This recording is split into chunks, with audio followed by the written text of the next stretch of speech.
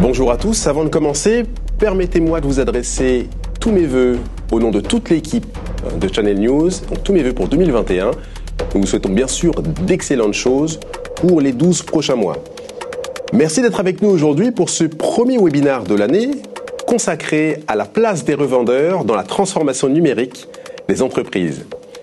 Les TPE et les PME, tout comme les grands comptes, vivent elles aussi leur transformation numérique. Comme les grands comptes, bien sûr, elles ont besoin de faire évoluer leur processus métier d'une part, et elles ont également besoin de faire évoluer leur infrastructure, notamment en y intégrant de nouveaux outils comme la virtualisation. Bien, dans cette transformation, plusieurs acteurs, je devrais même dire, ont un rôle particulier, ce sont les revendeurs. Bien sûr, ce sont eux qui vont permettre aux TPE et PME de se familiariser et surtout d'intégrer des outils qui vont leur permettre de vivre cette transformation numérique. Ce matin, au cours de ce webinaire, nous verrons 4 problématiques. La première, c'est bien sûr la place des revendeurs dans la transformation numérique des TPE et des PME. Deuxièmement, nous nous consacrerons à la question de la mobilité interne, notamment grâce au Wi-Fi. Nous verrons également la question de l'infrastructure évolutive et puis nous finirons par la thématique des propositions, en gros, des propositions des revendeurs sur les solutions IT clés en main. Et pour ce webinaire, ce matin, j'ai le plaisir d'accueillir 3 intervenants. D'abord, Clémence Drouillat, catégorie manager serveur HPE Proliant pour HPE. Clémence, bonjour. Bonjour à tous et bonne année. Jean-Michel Scoï, directeur général adjoint d'Actual System. Jean-Michel, bonjour, merci d'être avec nous. Bonjour, très bonne année également. Merci. Et Nicolas Porquet, président fondateur de Novantic Solutions. Nicolas, bonjour. Bonjour, meilleurs vœux également. Merci beaucoup. Merci à tous les 3 d'être avec nous ce matin. Et je voudrais qu'on se consacre tout de suite à la première problématique qui est celle des revendeurs. Parce que les revendeurs, effectivement, je le disais en introduction, ils sont aux premières loges de cette transformation. Et je voudrais d'abord poser une question à Jean-Michel. Mais avant cela, Jean-Michel, est-ce que vous pouvez nous présenter Actual System? D'ailleurs, on a une slide qui va apparaître à l'écran. Vous pourrez également la commenter pour nous donner plus de détails sur la structure que vous présidez. Oui, donc en effet, Actual System est une PME de la région bordelaise qui a 30 ans de vie. Nous sommes un distributeur à valeur ajoutée et nos clients sont essentiellement des revendeurs partout sur le territoire français, également en Outre-mer. Nous les accompagnons au mieux, vous l'avez évoqué, ce sont des personnes absolument essentielles dans la chaîne de valeur que l'on peut amener à nos clients. Un facilitateur de business, pourquoi? Simplement parce que nous accompagnons nos revendeurs dans 2 services différents, la notion de négoce de façon historique et des solutions comme le cloud ou encore de la supervision ou encore du RGPD et enfin de l'accompagnement IT. Donc l'ensemble représente à peu près 37,5 millions de chiffre d'affaires avec une croissance plutôt raisonnable en 2020. Voilà pourquoi nous nous considérons comme un facilitateur de business aujourd'hui. D'accord. Jean-Michel, je le disais rapidement à l'introduction, je disais effectivement qu'une transformation était en cours, d'une part chez les clients finaux, les TPE et les PME, et puis également chez les revendeurs. On va revenir plutôt sur les clients finaux. Quelles sont aujourd'hui les problématiques qui préoccupent les TPE et les PME lorsqu'on parle de transformation numérique ? Alors, les revendeurs ont un rôle très fort à jouer et l'intérêt principal, c'est de pouvoir accompagner au mieux les clients finaux et répondre évidemment à leurs enjeux, assez différents selon les activités, mais vraiment leur préoccupation principale, elle est là. Les entreprises, les clients finaux doivent gérer la mobilité, doivent gérer la sécurisation des données liées à ces problématiques de mobilité, maîtriser le système d'information, tout en associant la culture d'une entreprise avec celle-ci. D'accord. Pour quelles raisons aujourd'hui le cloud préoccupe les TPE et les PME? On sait que c'est un sujet majeur pour les grands comptes, mais le cloud aujourd'hui a colonisé, j'ai presque envie de dire, les TPE et les PME. Pourquoi est-ce qu'aujourd'hui elles aussi sont concernées par cette problématique ? Alors, le cloud, il y a une belle promesse. La promesse est convaincante. Beaucoup de messages sont envoyés comme quoi on peut s'affranchir de l'informatique pour pouvoir se concentrer sur son propre métier. Donc ça, c'est la promesse. La promesse est réellement convaincante. Beaucoup de sociétés ont déjà passé le cap, sont déjà dans cet environnement. Or, aujourd'hui, les TPE et les PME ont des réflexions profondes à ce sujet, notamment sur des problématiques de coûts, de réseau. Alors, on va l'aborder, j'imagine, un peu plus plus tard, mais c'est vrai que la notion de réseau est essentielle. Donc une promesse convaincante et de l'autre côté une vraie réflexion, une philosophie, une culture à aborder dans les entreprises. Est-ce que je peux me permettre d'engager ces moyens? Où vont passer mes données? Quels sont mes moyens pour les récupérer? Bref, de grosses réflexions qui sont fondamentalement profondes pour les clients finaux, et les revendeurs les accompagnent dans ce sens. D'accord, on rentrera en détail justement sur les offres que des revendeurs et distributeurs à valeur ajoutée comme vous peuvent justement proposer aux utilisateurs finaux. Je le disais tout à l'heure, hein, l'une des thématiques importantes, bien sûr, pour les entreprises, c'est la mobilité interne. Et par mobilité interne, souvent, on entend le rôle du Wi-Fi. Effectivement, le Wi-Fi, avec ses bornes, permet aux entreprises de travailler, de coopérer, permet aux gens dans l'entreprise de travailler, de coopérer. Et avec l'évolution du Wi-Fi 6, eh bien, on gagne en débit. Et justement, Clémence, va pouvoir nous en dire quelques éléments en plus. Clémence, aujourd'hui, pourquoi est-ce que le Wi-Fi est le pilier de la mobilité interne des entreprises, et qu'est-ce qu'on peut attendre du Wi-Fi 6 ? Alors, déjà, il faut noter que le Wi-Fi 6, donc, il s'impose de plus en plus comme le standard des connexions sans fil, qu'elles soient domestiques ou même dans les entreprises. Et on note même une adoption qui a été très rapide comparée aux autres générations de Wi-Fi. La première chose à noter sur le Wi-Fi 6, d'un point de vue changement, ça va être déjà la nomenclature qu'on veut utiliser. On va entendre dans les discussions parler de Wi-Fi 6, alors qu'on a très peu, voire pas, entendu parler de Wi-Fi 5. C'est juste que la Wi-Fi Alliance a décidé de changer la nomenclature afin de faciliter la compréhension des utilisateurs. En fait, tout simplement, le Wi-Fi 5 correspondait au Wi-Fi 802.11 AC, alors que le Wi-Fi 6 correspond au Wi-Fi 802.11 AX. Voilà, c'est juste un nouveau changement dans la nomenclature afin de faciliter la compréhension des utilisateurs. Ensuite, au niveau des changements technologiques, on va tout d'abord avoir un avantage d'un point de vue vitesse.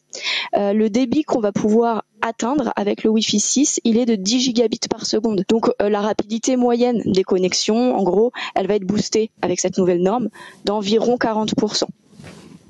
Ce qu'il faut noter également, c'est qu'on va réutiliser la fréquence 2,4 GHz. Donc avec des meilleurs débits, bien évidemment, et juste pour rappel, cette bande de fréquence, elle offre une meilleure portée et elle va traverser les obstacles de façon plus importante que la bande 5 GHz qui était utilisée sur le Wi-Fi 5. Et enfin, on a parlé de la vitesse. Maintenant, la performance. Le Wi-Fi 6, il va avoir une vraie différence dans des lieux publics où on va avoir une forte densité d'utilisateurs, comme les centres commerciaux, les aéroports, les gares, puisqu'on a beaucoup d'utilisateurs qui vont aller se connecter en simultané. Et dans ces situations-là, on va avoir un débit qui va être à peu près 4 fois supérieur au prédécesseur. Donc bien évidemment, on parle des endroits à forte densité. Il faut mettre ça en parallèle également dans les petites entreprises ou au domicile des particuliers, où là aussi le Wi-Fi 6 va avoir un avantage, c'est que ça va permettre de booster les performances lorsque les utilisateurs vont avoir beaucoup d'objets connectés. Voilà. Et comment est-ce qu'on arrive à des prouesses comme celle-ci? On va en fait avoir un nouveau protocole qui est l'OFDMA et qui va en fait pouvoir permettre de diviser le canal en plusieurs bandes afin qu'il n'y ait pas d'encombrement lorsqu'on a plusieurs appareils. Et la dernière chose, la dernière évolution, c'est que le MU-MIMO, donc pour les personnes qui s'y connaissent, c'est multi-utilisateur, multiple input, multiple output. Il a été amélioré. On l'avait déjà en Wi-Fi 5.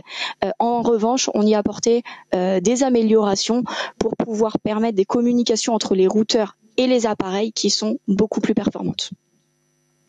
Jean-Michel, je voudrais qu'on revienne sur un élément qui a été abordé juste à l'instant par Clémence. C'est le fait que, effectivement, les objets connectés commencent à se multiplier. On a vraiment un nombre important d'objets connectés aujourd'hui sur le territoire. Quel rôle va jouer le Wi-Fi 6 dans l'amélioration de la connectivité des objets connectés ?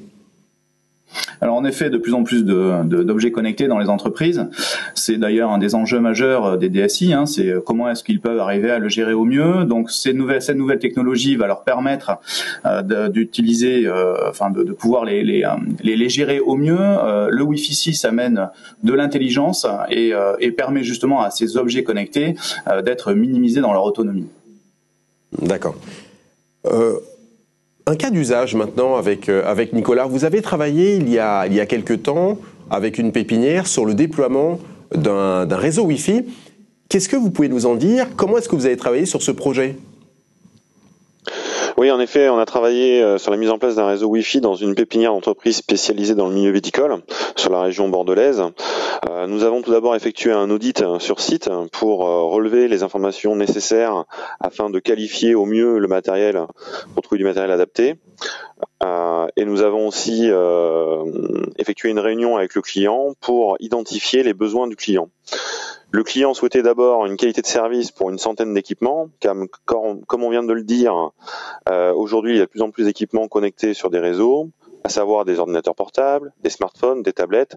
Donc si on part du principe qu'un utilisateur peut avoir un voire deux équipements dans sa poche, on arrive vite à une centaine d'équipements pour ce projet-là. Le besoin suivant était un accès à Internet performant et sécurisé, un système permettant de respecter les normes et les obligations légales, de la performance et de la stabilité. Il est important de rappeler que le représentant légal de chaque entreprise engage sa responsabilité pénale quand il met à disposition de ses clients, de ses invités, un réseau Wi-Fi public. Le système doit en effet permettre de conserver certaines données, comme par exemple les informations permettant d'identifier les utilisateurs, les données relatives aux équipements utilisés, ainsi que les caractéristiques techniques, la date, l'horaire et la durée de chaque communication. Pour répondre au mieux à ce besoin et accompagner au mieux le client dans son projet, nous l'avons accompagné avec un de nos partenaires pour le déploiement d'une fibre optique dédiée de 100 mégabits, évolutive dans le futur si besoin. Nous leur avons proposé la mise en place d'une architecture sécurisée via un pare-feu, permettant l'isolation du réseau public du réseau privé, ainsi que le filtrage des flux Internet, téléchargement illégal ou contenu sensible. Pour la partie Wi-Fi, nous leur avons déployé des bornes Wi-Fi 6 dernière génération, permettant de fournir un portable captif qui va permettre l'enregistrement de chaque utilisateur pour conserver justement ces données et en s'assurant de leur identité avec une validation de leur accès par un code SMS, comme pour les transactions bancaires. Le système mis en place permet l'enregistrement des données nécessaires et le niveau de sécurité pour le respect des normes et des obligations légales en vigueur depuis 2006. Voilà. D'accord. Nicolas, vous avez mentionné là dans ce projet, dans ce chantier, l'importance des télécoms, parce que vous avez justement déployé une fibre vers cette pépinière d'entreprise. Pourquoi est-ce qu'aujourd'hui, pour ce type de projet, d'ailleurs qu'il s'agisse d'ailleurs du Wi-Fi ou même d'autres projets avec bien sûr un renouvellement de l'IT, pourquoi est-ce qu'aujourd'hui la question des télécoms doit être vraiment considérée de manière prioritaire par les entreprises comme par les revendeurs, j'entends? Ouais, en effet, la première problématique a été de fournir un accès à Internet performant, très performant. On parle de très haut débit. Aujourd'hui, la croissance d'Internet nécessite des accès à Internet de plus en plus puissants et bien entendu sécurisés. Nous sommes dans un milieu viticole, région bordelaise, une zone pas forcément très bien desservie aujourd'hui en termes de fibre optique. Donc nous avons dû faire face à quelques difficultés en termes de raccordement, de travaux de génie civil pour amener cette fibre aujourd'hui nécessaire et indispensable pour le projet du client. Sans cette fibre-là, aujourd'hui, il n'aurait été impossible, via un accès à Internet standard ou 4G, de fournir la qualité de service à une cinquantaine d'entreprises qui vont occuper cette pépinière d'entreprise. D'accord, donc je le disais à l'instant, hein, donc un aspect télécom qui est vraiment indispensable dans ce type de projet. Dans ce type de cas, comme dans d'autres, comment est-ce qu'un intégrateur, un revendeur intégrateur comme Novantic et un distributeur à valeur ajoutée comme Actual Systems peuvent travailler ensemble? Quel est le rôle justement de chacun dans le déploiement des technologies, en termes de conseils, en termes d'assistance? Comment est-ce que vous travaillez ensemble? Jean-Michel puis Nicolas. Donc, quand une société comme Novantic nous contacte, on se doit d'être le plus réactif possible et d'être à l'écoute. Alors évidemment, ça fait partie des fondamentaux du commerce, la notion d'écoute, mais on se doit d'être le plus avisé possible, à la fois dans le conseil que l'on peut amener dans le choix du matériel qui est nécessaire, ou encore des solutions qui peuvent être apportées aux revendeurs. Donc vraiment, avoir une vision claire de ce dont a besoin le revendeur pour pouvoir l'accompagner au mieux, le conseiller au mieux et de façon le plus réactif. D'accord. Cette mission de conseil, elle repose aussi notamment sur le choix du matériel le plus approprié. Ça peut être bien sûr du matériel HPE. Après, vous proposez des gammes particulières. Jusqu'à quel point va votre accompagnement, notamment vis-à-vis du besoin exprimé par le client ? Alors tout dépend du revendeur et de ses connaissances ou de son souhait d'être accompagné. Certains sont tout à fait autonomes et sont évidemment à même de choisir ce qu'ils souhaitent. En revanche, certains souhaitent entendre ce qu'il se fait de nouveau et vous le savez, notamment des sociétés comme HPE proposent une palette immense de solutions, de produits. Donc à nous de pouvoir les accompagner sur un choix précis et de les accompagner, de les conseiller quant à ces choix-là. D'accord. J'aimerais qu'on revienne encore sur un cas client sur lequel Novantic a travaillé, celui d'une communauté de communes près de Bordeaux. Comment est-ce que vous avez travaillé sur ce cas-là et comment justement l'assistance d'une entité comme Actual Systems vous a permis de trouver des réponses, notamment sur la question du matériel ?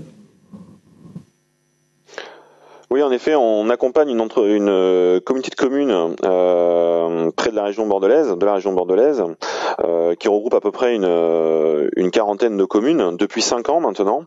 On les accompagne dans la mise en place et dans la stratégie de leur système d'information, et on travaille depuis de nombreuses années avec Actual Systems.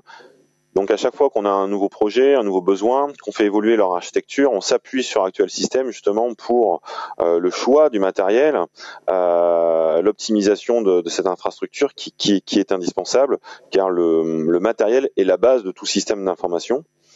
Et Actual nous accompagne régulièrement dans le choix et dans le conseil de ce matériel-là, notamment autour des produits HPE.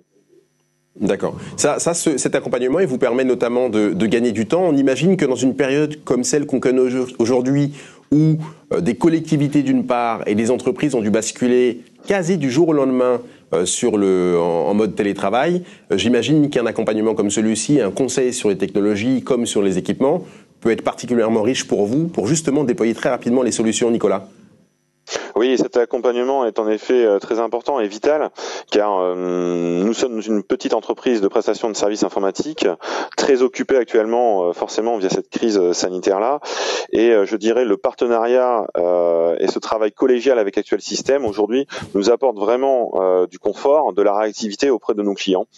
Quand on détecte un nouveau besoin et quand on a besoin d'identifier vraiment le matériel adapté, on va expliquer le besoin à notre commercial Actual Systems, échanger avec lui sur le projet, et lui va nous permettre, avec ses contacts et son réseau auprès d'HPE par exemple, d'identifier, de qualifier le matériel et surtout de trouver la disponibilité aujourd'hui qui est une problématique réelle, notamment sur la disponibilité de tout ce qui est ordinateur portable. On a pu le voir sur le dernier trimestre 2020, cette difficulté régulière pour fournir des ordinateurs portables forcément à nos clients et à cette communauté de communes qui avait un réel besoin de proposer à l'ensemble de ces agents des solutions rapides et efficaces en matière de télétravail.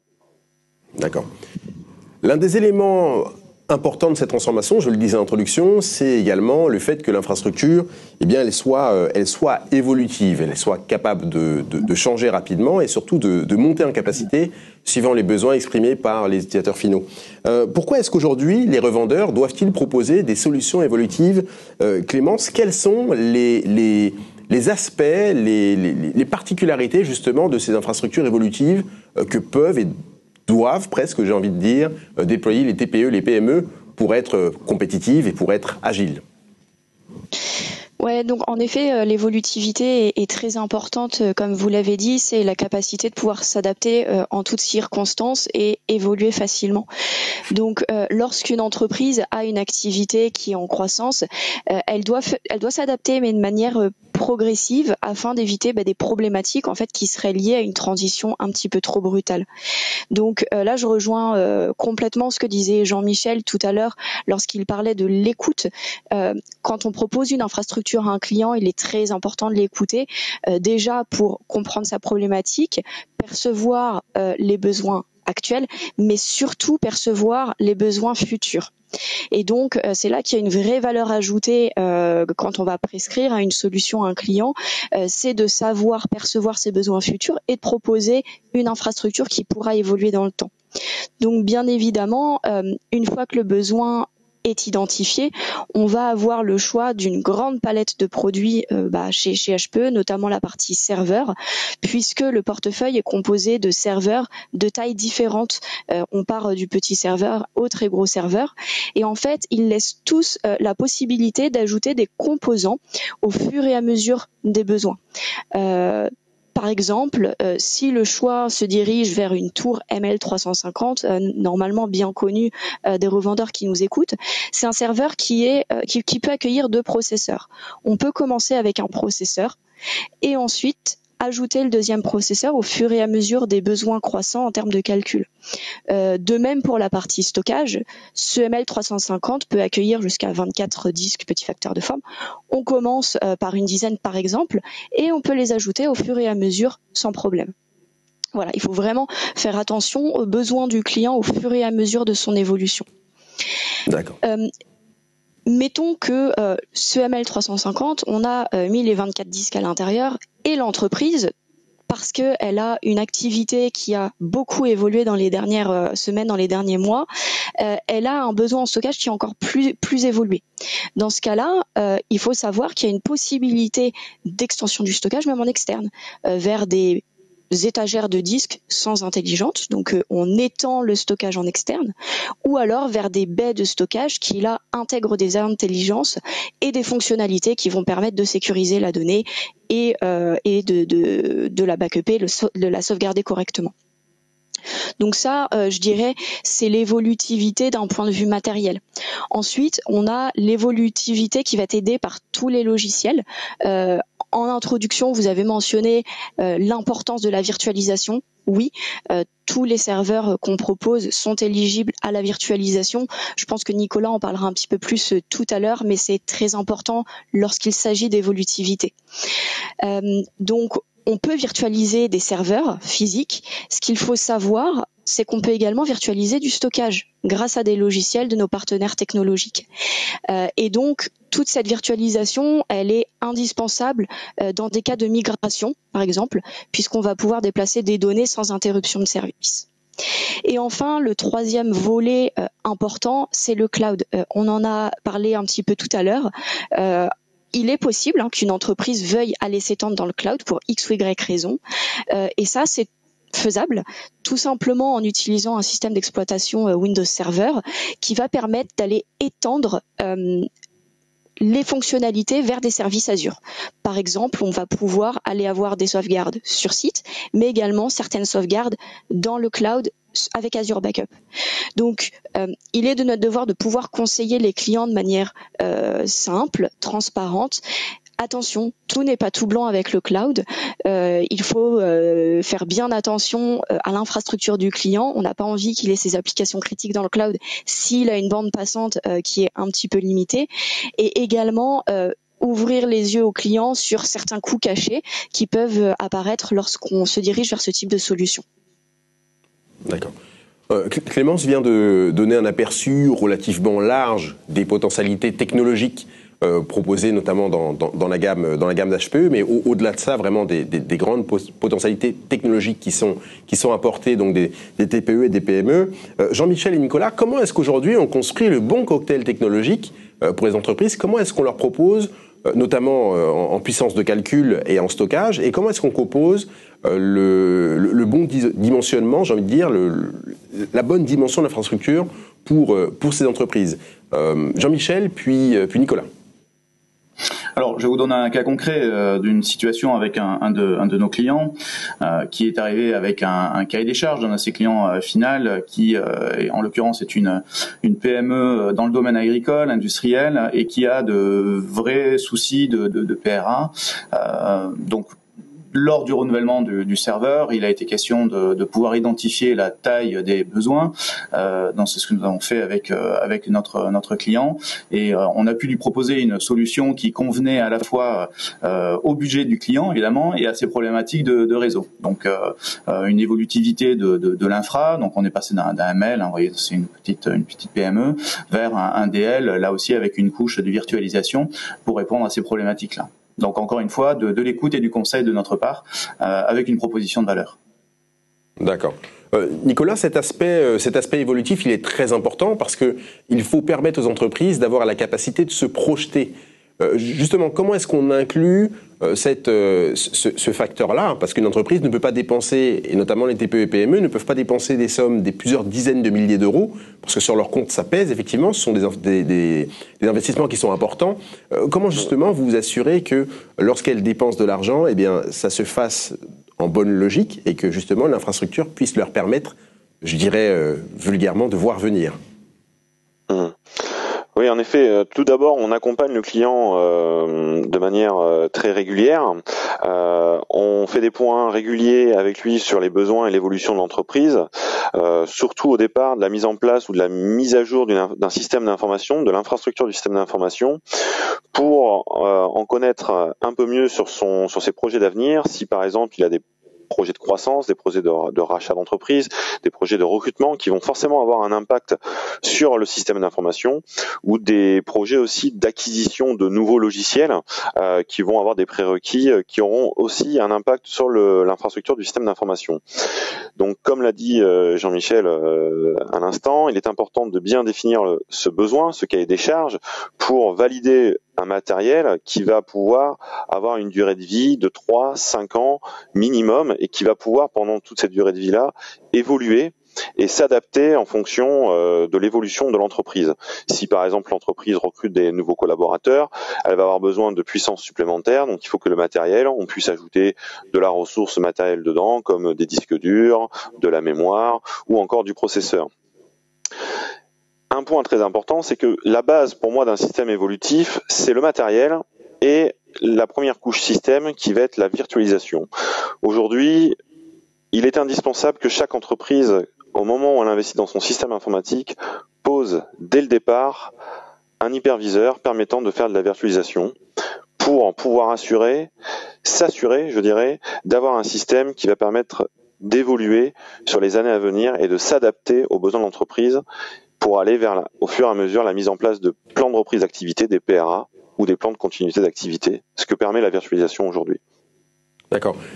Nicolas, c'est très important ce que vous dites, c'est-à-dire qu'aujourd'hui, et je le disais très rapidement, Clémence l'a également mentionné, c'est que la virtualisation, elle n'est bien sûr plus du tout limitée aux grands comptes. C'est-à-dire que la virtualisation, aujourd'hui, même pour une entreprise de petite ou moyenne taille, ça peut être un outil qui va permettre de se projeter. C'est bien ça? Oui, en effet. Nous, chez Novantic Solutions, on a fait le choix que toute infrastructure qui est déployée par Novantic Solutions a une couche de virtualisation. Parce que ça soit même pour une TPE, on va dire de 4 ou 5 collaborateurs, dès le départ, on met cette couche de virtualisation-là. Car une entreprise de n'importe quelle taille, elle évolue, et cette virtualisation-là va permettre, au moment de la migration ou de son remplacement de son système d'information, d'éviter à chaque fois de reconstruire un système en repartant de zéro.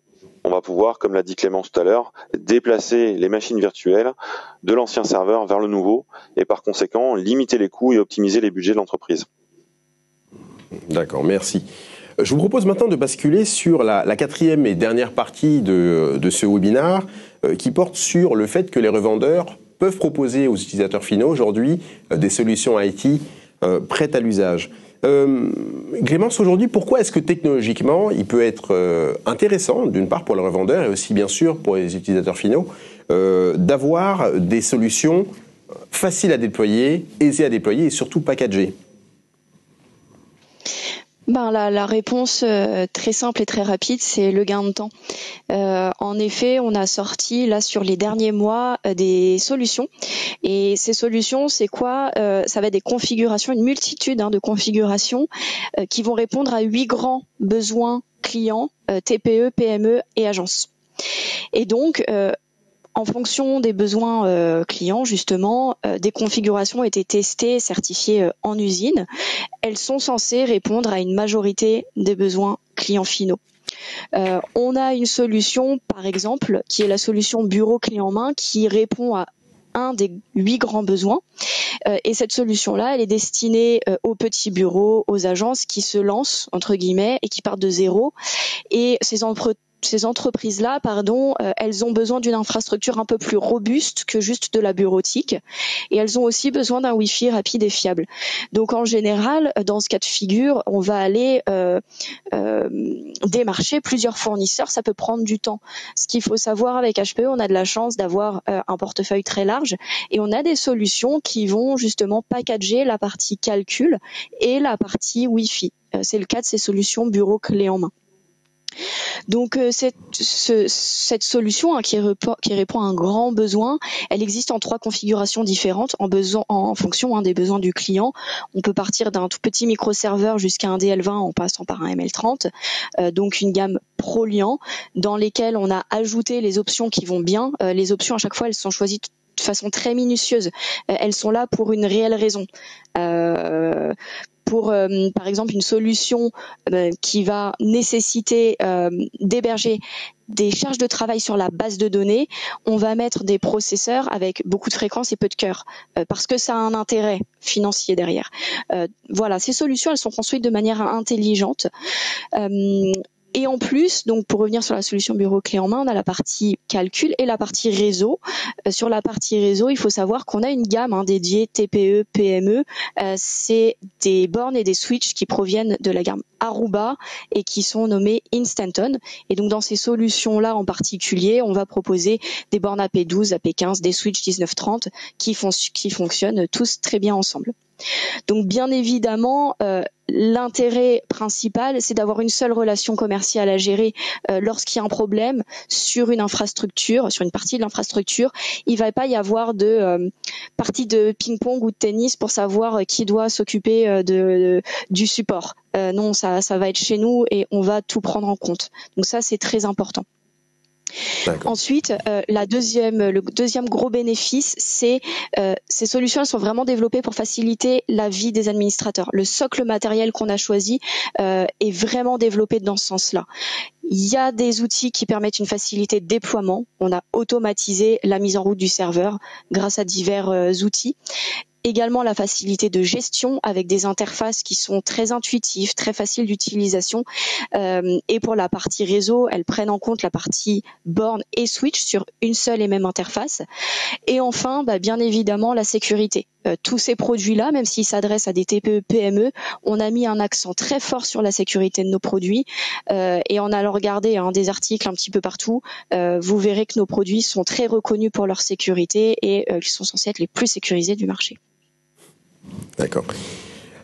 Pourquoi est-ce qu'aujourd'hui, Jean-Michel, c'est très important pour les revendeurs, bien sûr, et pour les distributeurs comme vous, de proposer ce type de solution packagée? Quels sont les avantages que vous voyez, d'une part pour vous, de votre côté, de votre côté de la chaîne, et quels les avantages vous voyez aussi pour les clients finaux? Alors, en effet, comme Clémence l'a évoqué, il y a un panel quand même très large côté HPE dans les solutions qui sont proposées. Le gros avantage pour un actuel système, c'est d'être dans cette chaîne de valeur ajoutée et de la maintenir, d'amener un choix à nos clients qui peuvent eux-mêmes le proposer à leurs clients, et encore une fois, de pouvoir s'adapter de façon la plus parfaite possible à leurs besoins. Donc encore un cas d'usage avec un de nos clients qui doit accompagner un de ses clients qui est dans le tertiaire cette fois-ci et qui doit évoluer ou en tout cas aménager dans certains nouveaux locaux. On a réussi à lui proposer après étude du cahier des charges la solution bureau tout en un avec les bonnes bornes qui vont bien en termes de Wi-Fi pour pouvoir répondre à ces problématiques de mobilité tout en stabilisant l'infrastructure. Donc là, on est parti sur une solution hybride, par exemple, avec une partie dans le cloud et ensuite une partie en local pour pouvoir assurer certaines sauvegardes. D'accord. Nous arrivons quasiment à la fin de ce programme. Un détail encore qui a son importance. Quels outils vous mettez à disposition aujourd'hui des revendeurs, justement, pour leur permettre d'être efficaces, de proposer des solutions qui répondent très clairement aux besoins des revendeurs? Clémence, d'abord. Ça va rejoindre ce qu'on disait avant, un portefeuille très large, serveur, stockage, réseau, options internes au serveur, options d'infrastructure externe au serveur, et également, il faut savoir qu'on propose également tout plein de licences OEM de nos partenaires technologiques. Tout ça chez nous avec une seule relation commerciale. Ensuite, de manière technologique dans nos produits, encore une fois, on a fait en sorte que ce soit le plus simple possible pour les administrateurs lorsqu'ils vont aller mettre en place les infrastructures chez leurs clients. On automatise de plus en plus grâce à des outils divers et variés. Ensuite, la mise en place de ces solutions justement qui font gagner un temps énorme lors de la prescription d'une solution quand on parle d'un revendeur vers son client final. Donc là, on est vraiment sur un outil très puissant et qui a sa vraie valeur ajoutée. Toutes ces solutions, elles sont intégrées dans un outil qui s'appelle iQuote. Tout à l'heure, Nicolas mentionnait le fait, notamment dans ce contexte, qu'on peut avoir une certaine complexité à comprendre où sont les produits et est-ce qu'ils sont disponibles. On a un outil qui intègre ces solutions et qui permet de voir en un coup d'œil si la solution est disponible chez un des distributeurs. Cet outil, il est hyper puissant et encore une fois très facile d'utilisation. Je vous invite à l'essayer. Et enfin, la dernière chose qui pour moi est très importante, c'est qu'on essaye encore une fois de faciliter au mieux le travail des revendeurs. Et pour cela, on est en train de mettre à jour notre système promotionnel qui va être beaucoup plus flexible qu'avant. Donc je vous invite à rester à l'écoute puisqu'on va abandonner les bundles fixes que vous connaissez peut-être pour passer sur un mécanisme de bundle flexible, donc des promotions très intéressantes sur la configuration qui convient à votre client. D'accord. Alors, pardon. Excusez-moi, juste avant de donner la parole à Jean-Michel, Nicolas, au regard de tout ce qui vient d'être présenté par Clémence, pourquoi est-ce qu'aujourd'hui, pour vous, en tant que revendeur, c'est important d'avoir des outils à disposition? Alors, il y a Clémence l'a dit, il y a tout un tas d'outils qui permettent de sélectionner les produits, de bien les connaître, ainsi de suite. Pourquoi est-ce que pour vous, ce type d'approche est particulièrement important? Et ce type d'aide, bien sûr, est particulièrement important? La complexité et l'évolution des produits technologiques, il nous faut des outils pour pouvoir suivre, je dirais, la mise à jour des catalogues régulière, rapide, quand on est dans une évolution rapide et importante. L'informatique évolue très très vite, c'est un vrai challenge d'être toujours à la pointe et ces outils-là sont indispensables, je dirais, vu la quantité de produits et de situations différentes, de contextes différents. Donc sans ces outils-là, on ne peut pas s'y retrouver aujourd'hui. Et je rajouterais que le partenariat qu'on a avec Actuel System est un avantage très fort car il nous accompagne justement dans ces choix importants qu'on doit faire tous les jours. D'accord. Jean-Michel, un mot sur la manière dont vous accompagnez les revendeurs ? Oui, toute l'équipe d'Actuel System, comme le précisait Nicolas, toute l'équipe d'Actuel System plutôt dynamique connaît parfaitement l'ensemble de ces outils. Donc ça nous permet d'être réactifs dans les attentes de nos clients, de pouvoir leur amener la solution adéquate et en tout cas de les aiguiller si toutefois il est nécessaire de le faire et enfin de maintenir une valeur ajoutée dans les décisions prises. Aujourd'hui, il y a une notion d'enjeu très importante chez l'ensemble des clients finaux que nous renvoient nos revendeurs. Donc on vend des solutions aujourd'hui. Évidemment que le matériel est important, mais on vend des solutions. On vend des solutions qui sont globalisées dans un enjeu particulier, dans un contexte particulier qui est celui des clients finaux. On a évoqué la notion d'évolutivité, elle est absolument nécessaire et fondamentale. Donc on accompagne les clients, nos revendeurs, dans ce sens. Merci Jean-Michel. Nous arrivons malheureusement à la fin de ce webinaire. On a vu bien sûr beaucoup de problématiques. L'évolutivité des infrastructures, le rôle du revendeur. Je vous invite bien sûr à prendre le temps de contacter les différents intervenants si vous voulez creuser la question avec eux. Merci Clémence, merci Jean-Michel, merci Nicolas, merci pour votre présence aujourd'hui. Merci. Quant à moi, je vous souhaite une excellente journée et vous dis à bientôt pour un prochain programme technologique. Au revoir.